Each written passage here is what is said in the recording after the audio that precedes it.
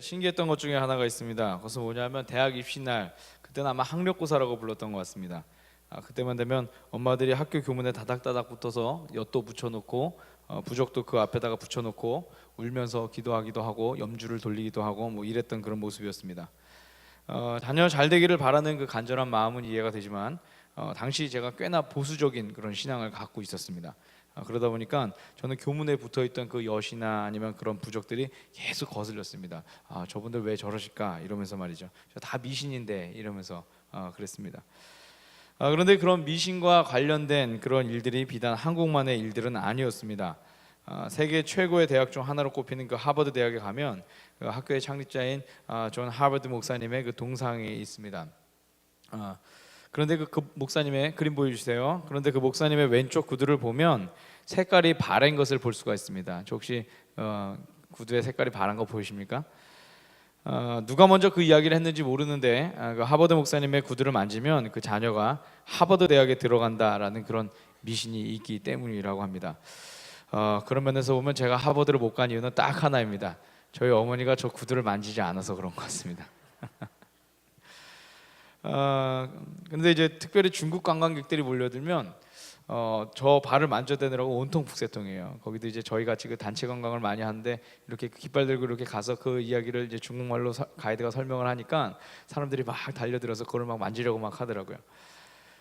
뿐만 아닙니다. 세계 금융의 중심이라고 할 수 있는 뉴욕시의 그 월스트리트에 가면 큰 황소 동상이 있는데 그 황소의 뿔을 만지기 위해서 사람들이 막 몰려듭니다. 그 뿔을 만지면 재물의 복이 온다는 미신적인 이야기가 있기 때문입니다. 그래서 저 황소의 뿔을 잡고 사진을 찍고 하는 그런 사람들이 굉장히 많습니다. 근데 이것도 거짓말입니다. 제가 증명할 수 있습니다. 저희 아버지가 만져봤는데요, 저희 아버지가 만지셨거든요. 근데 저희가 그렇게 큰 부자가 되지 않았습니다. 굳이 가서 만지실 필요는 없습니다. 네. 물론 이 모든 것들이 사실이 아님은 현대인들은 다 알고 있습니다. 좋은 대학을 가려면 조각상의 구두를 만지는 것이 아니라 열심히 공부를 해야 되고 그리고 또 부자가 되려면 근면 성실하게 일을 해야 되는 것이 맞죠. 우리는 이것에 대해서 대부분 다 동의를 하고 있습니다. 그런데 그럼에도 불구하고 이런 이야기들이 나타나는 것에 대해서 우리가 한번 주목은 해봐야 할 것 같습니다. 왜냐하면 그런 미신적인 이야기들을 통하여서 우리 마음 한구석에 자리 잡고 있는 우리의 우상들, 그 우상들의 실상들이 드러나기 때문입니다. 우리는 지난 2주간의 그 시간들을 통해서 카일 아이들만 목사님의 책 거짓 신들의 전쟁, 그 내용 중에서 오늘 우리의 삶에 존재하는 거짓 신들과 우상들을 발견하면서 그것들을 우리의 삶에서 제거하는 일들을 우리가 하고 있습니다. 여러분 어떠셨습니까? 지난 2주간 우리 하면서 여러분들 안에서 많이 제거가 되었습니까? 그 일들을 하기에 어떻게 쉬우셨나요?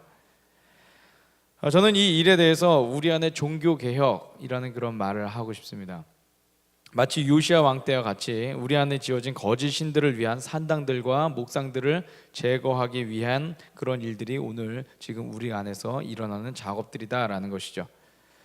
그런데 그런 작업들을 해나가다 보면 때로는 다 부순 것 같은데 어느 순간 뒤돌아보면 나도 모르게 그 산당들을 다시 짓고 있고 어디서 비슷한 또 그 목상 하나 가져와서 거기다가 우리가 목을 매달고 있는 그런 모습들을 우리가 보게 되죠.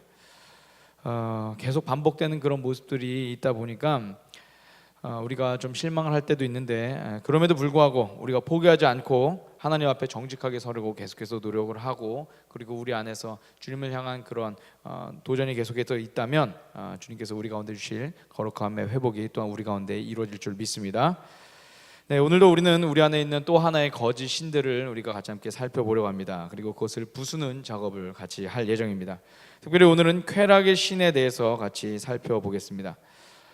제가 말씀을 본격적으로 시작하기 전에 단어에 대한 이해를 먼저 하고 넘어갔으면 좋겠습니다. 쾌락이라고 하는 그런 말은요, 사전적인 정의로는 유쾌하고 즐거움 또는 그런 느낌 이렇게 이야기할 수 있습니다. 이렇듯 사전상의 의미로는 그것이 크게 부정적인 그런 내용은 아닙니다. 그런데 그것이 문학 속에서나 그리고 영화나 이런 다른 문화 분야에서 사용될 때는 다른 단어와 합쳐져서 부정적인 의미들로 나타나게 됩니다. 예를 들면 성적 쾌락과 같은 그런 것들이 바로 여기에 해당하는 것이겠죠. 그러다 보니까 이 쾌락이라고 하는 말은 마치 절제와는 상충되는 그런 말이고, 그리고 경건이란 말이랑도 굉장히 반대되는 그런 말처럼 느껴집니다. 그리고 방종, 무분별함, 이런 이미지도 우리 가운데 갖게 합니다. 실제로 사실 이 단어가 갖고 있는 그 의미는 그렇지 않음에도 불구하고 말이죠.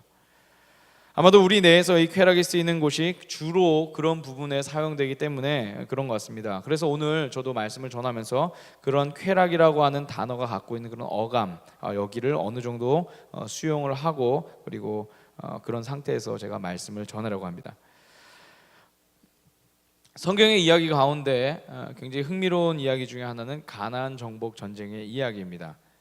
이 말씀은 그냥 읽기에도 굉장히 재미가 있는데 또 다양한 관점으로도 해석이 가능한 그런 이야기입니다.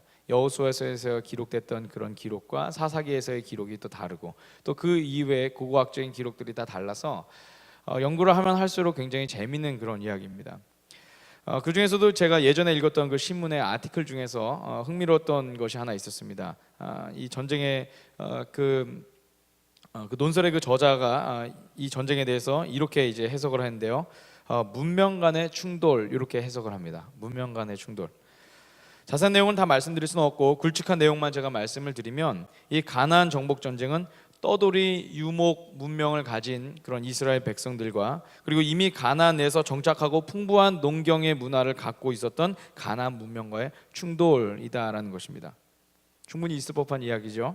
그리고 이것의 예가 될 만한 이야기가 민수기 13장에 나오는 가나안 땅을 정탐했던 그 정탐꾼들의 이야기 가운데서 나오고 있습니다. 우리가 알다시피 12명의 정탐꾼들이 40일간 가나안 땅을 두루 돌아다닙니다. 그리고 그 땅에서 돌아올 때에는 그 땅의 소산물들을 가지고 나왔습니다. 이 소산물들을 보면 그 땅의 농사가 얼마나 잘 되었는지, 한 사람이 그 소산물을 다 들 수가 없어서 두 사람이 막대기에 메고서 나눠 들었다라고 그렇게 기록이 나오고 있습니다. 그리고 이어지는 10명의 정탐꾼들의 보고를 보아도 이미 그곳의 사람들은 강대하고 성읍들은 견고하다라고 했습니다. 쉽게 말하면 강대국이라는 말입니다. 강대국이라는 말입니다. 그동안 우리는 이 10명의 정탐꾼의 이야기를 신앙의 관점에서 보아서 계속해서 무시하고, 이 사람들은 잘못된 것을 말하는 거야 라고 이야기를 했지만, 사실 역사적으로 볼 때 어쩌면 이들이 전하고 있는 그 가나안 땅에 대한 보고가 더 객관적이고 사실일 수도 있습니다. 실제로 여호수아와 갈렙은 이스라엘 백성들에게 하나님을 믿는 믿음을 호소하는 데 반해서 이 나머지 10명의 정탐꾼들은 자신들이 보고 온 사실에 근거해서 이 백성들에게 계속해서 이야기를 하고 그들을 계속해서 설득하려고 하죠. 그만큼 가나안의 문명은 이스라엘 사람들로서는 쉽게 이길 수 없는 굉장히 강성한 문명, 강성한 백성, 강성한 그런 나라들이었다라는 것이죠. 자, 그런데 특이점이 있습니다. 일반적으로 문명 간의 충돌이 일어나면 더 진화된 문명이 덜 진화된 문명을 이기고 지배하는 결과가 나와야 되는데, 그런데 가나안 정복 전쟁의 결과는 그렇지 않아요. 덜 진화된 유목민들의 문명이 더 진화된 가나안의 문명을 이기고 그 땅을 차지했다라는 것이죠. 우리는 이것을 신앙적으로 해석을 할 때는 하나님께서 그들과 함께 하셨다라고 우리가 그렇게 해석을 해서 우리는 믿음으로 그것을 받아들이지만, 일반적인 역사학자들이나 그런 문화인류학자들에 의하면은 이것은 조금 이상한 전쟁의 결과다라는 것입니다. 그런데 이야기가 이대로 이스라엘 민족이 이기고 끝났는가? 이야기는 그렇게 끝나지 않습니다. 보통 이런 경우에는 이긴 쪽에서 패배한 쪽의 문명에 대해서 철저하게 파괴하고 자신들의 문명을 심어야 마땅함에도 불구하고, 여호수아 24장의 기록을 보면 가나안 정복 전쟁을 마친 이들에게 심상치 않은 변화가 일어났음을 우리가 볼 수가 있습니다. 우리 함께 여호수아 24장 15절의 말씀을 우리 앞에 화면 보면서 읽겠습니다. 시작. 주님을 섬기고 싶지 않거든 조상들이 강 저쪽의 메소포타미아에서 섬기던 신들이든지, 아니면 당신들이 살고 있는 땅 아모리 사람들의 신들이든지, 당신들이 어떤 신들을 섬길 것인지를 오늘 선택하십시오. 나와 나의 집안은 주님을 섬길 것입니다. 아멘. 아모리 사람들의 신이라고 성경에 기록했습니다. 이 아모리 사람들은 특정 부족을 이야기하기도 합니다. 그런데 보다 포괄적으로는 가나안 땅에 살고 있는 원주민들을 아모리 사람 이렇게 통칭해서 말하기도 합니다. 즉 여호수아의 마지막 유언과도 같은 말에 내포되어 있는 당시 이스라엘 민족의 상황은 이미 이들 안에 가나안의 신들이 들어왔다라는 것을 암시하고 있다는 말이죠. 여호수아가 죽기 이전에 벌써 가나안의 신들이 이들 안에 들어왔다는 것입니다. 그리고 그 모든 상황을 알고 있는 여호수아는 마지막 힘을 다해서 그들을 향해서 거짓 신들을 부숴라, 너희 안에 있는 거짓 신들을 부숴라 라고 그렇게 이야기를 하고 있는 것입니다. 자, 여러분, 그렇다면 이런 질문을 가져볼 수가 있습니다. 왜 이스라엘 사람들은 가나안 땅의 신들에 관심을 가졌을까요? 가나안 땅의 신들이 이스라엘 민족을 도와준 것도 아니고, 가나안 땅의 신들이 강성해서 이스라엘 민족을 파괴했던 것도 아님에도 불구하고 이미 승리는 자신들이 했었고, 그리고 또 이들은 이미 하나님을 통해서 광야 40년의 시간 동안 놀라운 기적과 승리들을 경험했음에도 불구하고, 그럼에도 불구하고 이들은 가나안 땅의 신들을 이들 가운데 받아들였다라는 거예요. 상식적으로 참 이해가 되지 않을 그런 일입니다. 그런데 우리가 지난 시간에 들었던 것처럼 이 가나안 땅의 신들을 이해하다 보면, 그들이 가진 속성을 이해하다 보면 그들이 그랬겠구나라고 추측을 해볼 수가 있습니다. 왜냐하면 가나안 땅의 신들은 풍요함을 바라는 인간의 욕망과 연관이 있기 때문입니다. 우리가 알고 있는 가나안의 대표적인 신은 바알입니다. 이 바알은 기후의 신이라고 불립니다. 그렇기 때문에 농경 문화에 있어서 절대적인 위치를 차지하고 있었죠. 그가 내려주는 비를 통해서 이 땅의 소산물들이 자란다고 당시 사람들을 생각했기 때문에 당시 사람들은 이 바알을 섬기기 위해서 다산 종교 의식이란 것을 통해 바알을 계속해서 숭배해 왔습니다. 자, 그런데 이 다산 숭배 의식, 우리말로 하면은 예배 뭐 이렇게도 얘기할 수 있습니다. 그런데 이 다산 숭배 의식이 단순한 종교적인 의식이 아니라 이 의식이 인간의 쾌락과 굉장히 깊은 연관이 있다라는 것입니다. 특별히 성적인 쾌락과 아주 깊은 연관이 있었죠. 이 바알을 섬기는 이 신전에는 신전 창기와 남창들이 있었고, 이들의 의식은 우리가 하는 뭐 찬양하고 이런 것들이 아니라 자신들의 성전 안에서 행음을 하는 것이었습니다. 물론 성경은 이 일에 대해서 가증한 일이라고 그렇게 여러 군데에 걸쳐서 말씀을 합니다. 바알의 숭배자들이 하고 있는 그런 행위들에 대해서 굉장히 가증하고 주님께서 좋아하시지 않는다라고 분명하게 계속해서 이야기를 하고 있는데, 그러나 그럼에도 불구하고 가나안의 신들과 그들의 행위의 매력을 느낀 이스라엘 사람들은 그런 잘못된 성적 쾌락을 추구하는 것들이 자신들의 삶에 반드시 있어야 되는 것이다 라고 생각을 하면서 그들의 문화를, 그들의 종교를, 그들이 섬기는 그 음행을 받아들이기 시작했다라는 것입니다. 그러다 보니까 이들은 멈추지 않고 시대를 넘어서 끊임없이 그런 쾌락을 추구하는 사람들로 잠식되어 갔던 것이죠. 그리고 그렇게 오랜 세월을 흘러가다 보니까 거룩한 것이 이상해지고, 그리고 부정한 것이 당연한 세상이 되어버렸습니다. 사랑하는 여러분, 우리는 지금 사순절을 보내고 있습니다. 이제 다음 주가 아니면 벌써 고난주간입니다. 사순절 시작입니다 라고 말씀드린 것이 엊그제 같은데 벌써 많은 시간 동안 우리가 사순절의 기간을 보내왔습니다. 대부분의 그리스도인들은 사순절의 시간을 보내면서 예수님을 생각하고, 그리고 그분을 닮아가기 위해서 노력하고, 그분의 말씀을 더 많이 묵상하고 주님 앞에 나아가는 시간을 더 많이 가지려고 노력을 합니다. 그런데 지구 반대편의 남미 국가들 중에는 이 사순절에 앞서 본인의 욕망과 쾌락을 먼저 추구하는 일들을 하기도 합니다. 사순절에는 금욕을 해야 되니까 그 전에 자신들의 욕망을 발산해야 한다라는 그들만의 그런 주장이 있는 것이죠. 듣기엔 좀 이상한데 그들에게는 이것이 굉장한 상식입니다. 여러분 아마 이 얘기 들으면 그게 그건가 그럴 겁니다. 카니발 축제라는 것입니다. 아마 한 번씩 다 들어보셨죠? 이 카니발 축제는 사순절이 시작되기 전 한 사흘에서 길게는 5일 정도까지 행해지는 세계적인 축제입니다. 세계에서 아주 알아주는, 그러니까 아마 대부분 이야기하면 한 번쯤은 다 들어봤을 그런 축제입니다. 문제는 이때 축제만 벌이는 것이 아니라는 거예요. 축제만 벌이는 것이 아니라 많은 성적인 문란함들이 나타난다라는 것이죠. 제가 캐나다에 있을 때 그 카니발 축제 직전에 아르헨티나로 선교를 다녀오셨던 그 목사님께서 선교를 다녀오시고 난 뒤에 저에게 이제 그거 상황에 대해서 이렇게 좀 이야기를 해주시는데 제가 굉장한 충격을 받았습니다. 어떤 이야기를 해주셨냐면 이분이 이렇게 말씀하세요. 카니발 기간에는 부부끼리도 서로를 간섭하지 않고 나가서 다른 사람과 거리낌 없이 즐깁니다. 자녀들에 대한 돌봄도 등한시하죠. 만일 이때 아이를 임신해도 그 아이가 누구의 아이인지에 대해서 책임을 묻지 않습니다. 이렇게 그 아르헨티나 쪽의 사람들, 남미 쪽의 사람들이 그렇게 한다라고 합니다. 뭐 비난하려고까지 막 이렇게 얘기하고 싶지는 않은데 그런데 어쨌든 그들이 갖고 있는 그 행태에 대해서는 우리가 깊이 고민을 하고 해봐야 될 그런 부분이 아닐까 생각합니다. 굉장히 충격적이죠. 감히 우리로서는 상상할 수 없을 것 같은데 여러분, 근데 그 사람들은 이것에 대해서 사랑이다라고 이야기하는 거예요. 그런데 과연 그렇습니까? 누가 이것에 대해서 진짜 사랑이라고 말할 수 있습니까? 그리고 누가 이것에 대해서 소중한 것 이렇게 이야기할 수 있을까요? 우리가 함께 보고 있는 이 거짓 신들의 전쟁, 이 책 안에는 이런 내용이 있습니다. 카일 아이들만 목사가 그런 부분들에 대해서 우리 안에 올바른 정립이 필요하다라고 그렇게 이야기를 합니다. 본디 남성과 여성의 깊은 관계는 하나님께서 주신 축복이었고 그리고 인간들에게도 기쁨이 될 일이었습니다. 하나님은 서로가 더욱 친밀해질 수 있도록 그리고 서로 연합하는 것에 대해서 친히 설계해 주셨고 그것을 우리 가운데 선물로 주셨다라는 것이죠. 그런데 문제는 그것의 경계가 무너질 때 발생을 하기 시작합니다. 분명 하나님께서는 사랑을 위해서 이것을 허락하셨는데 어느 순간부터 욕망의 만족과 쾌락을 위해서 이 성적인 욕구들이 사용이 되었던 것이죠.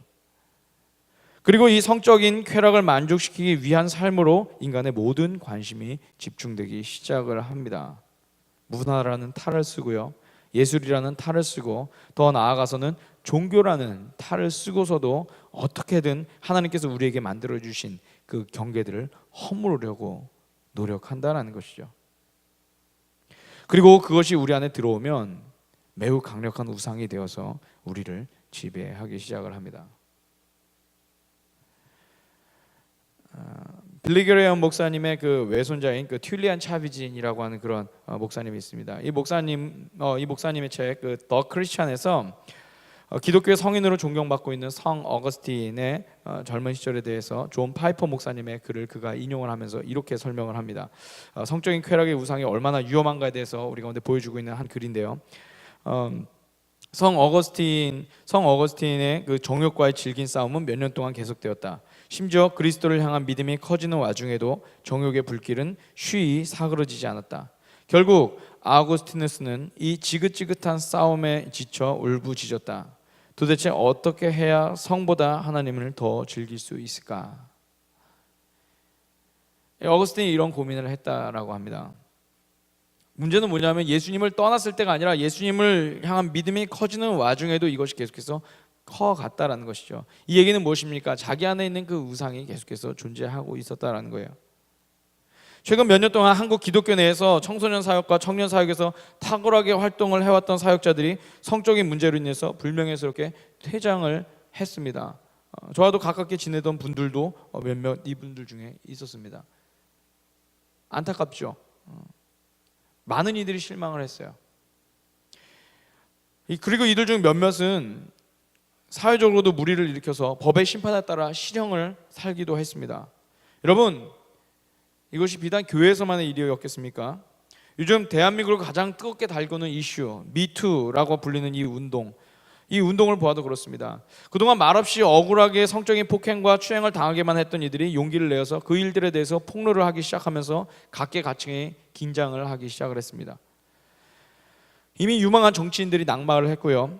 그리고 세간에 존경받고 명성을 쌓았던 예술인들, 연예인들, 교육가들, 지도자들도 추악한 행태가 공개되어서 그들의 경력에 종지부를 찍게 되었습니다.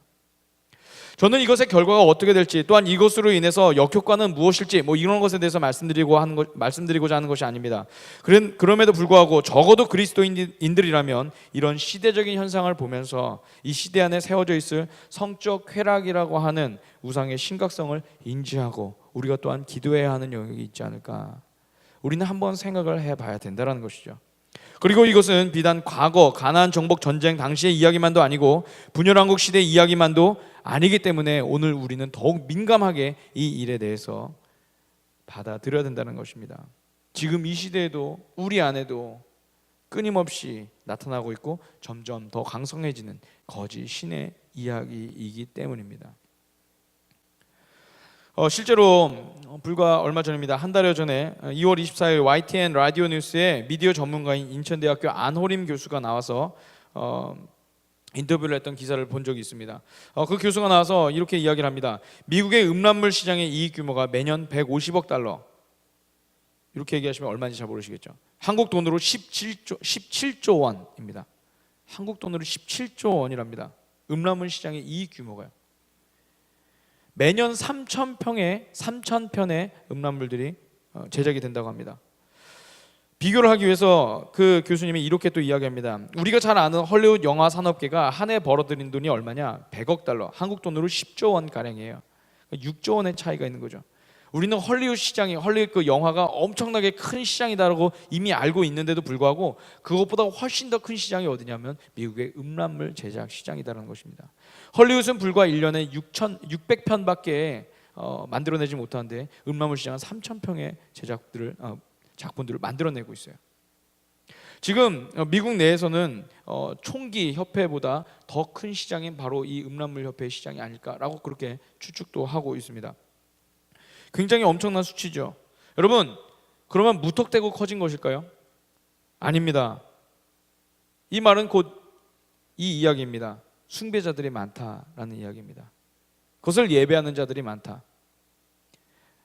쾌락이라고 하는 우상, 성적 쾌락이라고 하는 그 우상을 숭배하는 오늘날의 바알 제사장들, 아세라 제사장들, 그리고 그 백성들이 많다라는 이야기죠. 그리고 그것을 숭배하는 자들은 이렇게 이야기합니다. 이것은 이 시대의 자연스러운 현상이다. 당신만 빼고 모든 사람이 다 이 일에 동참하고 있다. 마치 가나안의 타락한 문화들이 이스라엘 백성들 속으로 들어와서 오늘 이 시대에도 속으로 들어왔듯이 오늘 이 시대에도 우리의 경계들을 넘어서 우리와 우리의 자녀들과 이 시대를 병들게 하고 있다는 것입니다. 사랑하는 여러분, 앞서도 말씀드렸듯이 하나님께서 우리에게 주신 성은 우리에게 기쁨이 되고 생명을 일으키는 그런 선물이었습니다. 그리고 그것을 통해서 우리는 날마다 우리 생명의 주관자가 되어주시는 하나님을 경험할 수 있었고 주님께서 주시는 생육하고 번성하는 복을 누릴 수가 있었죠. 그러나 이 성이라고 하는 그 선물이 하나님보다 소중하게 여겨지면서 문제가 발생을 합니다. 선물만 보이고 하나님은 더 이상 보이지가 않는 거예요. 선물을 귀하게 여기는 것에 대해서는 이해는 하겠는데 그 선물을 주신 하나님과의 관계가 단절되고 나니까 큰 문제가 발생했다라고 하는 것입니다. 이 거짓 신들의 전쟁을 쓴 이 칼 아이들만 목사님은 이 이야기에 대해서 이런 비유를 듭니다. 사랑하는 아이를 위해서 사랑하는 아이가 좋아하는 게임기를 사줬어요. 사랑하는 아들이 이제 게임기를 이제 재미있게 하고 있죠. 그런데 게임기를 하다가 보니까 아버지가 부르는 소리에 응답도 하지 아니하고 밥을 먹으라는 소리에도 응답도 하지 아니하고 나중에는 그것을 막는 아버지에 대해서 대항하고 반대하고 이런 모습이 나온다는 거예요. 선물이 하나님을 대신했기 때문에 그것이 우상이 되었고 그것이 우리 안에서 우리를 계속해서 잠식해가는 그러한 잘못된 모습들로 나타난다는 거죠. 그 안에서 우리가 생명을 발견할 수 있을까요? 생명을 발견하기 어렵겠죠. 그 안에서 우리는 어떠한 생명도 발견할 수 없습니다. 오직 스스로의 욕망만 발견할 뿐입니다. 앞서 튠리안 차비진 목사의 책에서 인용했던 그 성 어거스틴이 성적 욕망의 갈등을 어떻게 이겨냈는지 여러분 궁금하지 않으십니까? 계속해서 성적인 욕망으로 인해서 스스로 괴로워하던 이 어거스틴은 하루는 정욕의 불길이 끝까지 치솟아서 정말 미칠 것 같은 그런 지경에 이르렀다고 합니다. 그런데 거의 기적적으로 그가 로마서 13장 13절에서 14절의 말씀을 기억을 해냅니다. 낮에와 같이 단정히 행하고 방탕하거나 술 취하지 말며 음란하거나 호색하지 말며 다투거나 시기하지 말고 오직 주 예수 그리스도로 옷 입고 정욕을 위하여 육신의 일을 도모하지 말라. 아멘. 이 순간 어거스틴은 이렇게 고백했다고 합니다. 더 읽고 싶은 마음이 들지 않고 그럴 필요성도 없었다. 왜? 그 문장의 끝부분에 이르러 갑자기 확신의 빛이 내 마음속으로 밀려들어와 모든 의심의 구름을 흩어버렸다. 사랑하는 여러분, 오늘 우리가 함께 읽은 로마서 12장 1절에서 2절의 말씀은 우리에게 이렇게 권면을 합니다. 여러분의 몸을 하나님께서 기뻐하실 거룩한 산 제물로 드리십시오. 이것이 여러분이 드릴 합당한 예배입니다. 과거 바알을 숭배했던 이들은 온갖 음행을 통해서 하나님 그들의 신을 예배했습니다. 그리고 화려함을 통해서 그들의 신을 예배했죠. 그것이 신을 기쁘게 하여서 이 땅에 축복을 가져온다라고 그들은 그렇게 이야기를 하면서 많은 사람들을 그 음행의 자리로 끌어들였습니다. 그런데 오늘 성경은 이렇게 말씀하고 있습니다. 거룩함이 하나님을 기쁘시게 한다. 할렐루야. 거룩함이 하나님을 기쁘시게 한다. 어떤 화려함이 아니고 어떠한 큰 스케일의 이러한 선물이 아니고 우리가 하나님 앞에 드리는 매일매일의 거룩한 그 삶, 매일매일 거짓된 우상과 대면하여서 그것들을 부수기 위해서 싸우는 그 싸움들을 통하여서 그 거룩한 일들을 통하여서 주님이 우리의 예배를 기뻐 받으신다라는 것입니다. 할렐루야. 사랑하는 여러분, 우리 안에 오늘 그러한 거룩한 삶을 향한 도전들이 있길 주님의 이름으로 축원합니다.